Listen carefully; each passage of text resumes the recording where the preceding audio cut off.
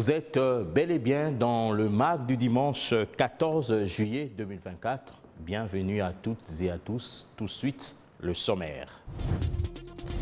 La République démocratique du Congo doit-elle fléchir aux recommandations de la communauté internationale pour une solution politique de la crise de l'Est? Ce débat refait de nouveau surface après la publication du rapport des experts des Nations Unies sur la situation sécuritaire dans la partie est du pays.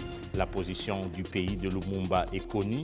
Pas de négociation aussi longtemps que l'armée rwandaise occupe une partie du territoire national. Que faire pour créer la cohésion interne face à l'agression que subit la République démocratique du Congo de la part de ses voisins?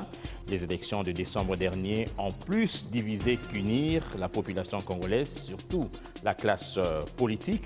Pour les opposants du régime Tshisekedi, cette nouvelle guerre imposée au pays semble être une guerre contre le régime.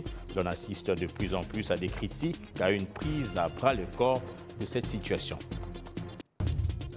C'est avec succès que le Fonds monétaire international vient de clôturer son programme annuel avec la République démocratique du Congo. La RDC s'est montré bon élève, mais doit plus être regardant sur les dépenses exceptionnelles liées à la sécurité qui ont doublé en cette année, malgré la hausse du budget lié à la sécurité.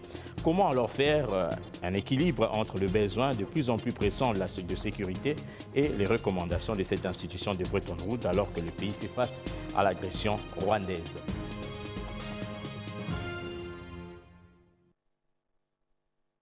Et pour commenter l'actualité de ce MAG du dimanche, mesdames, messieurs, nous recevons pour vous monsieur Patrick Mutombo.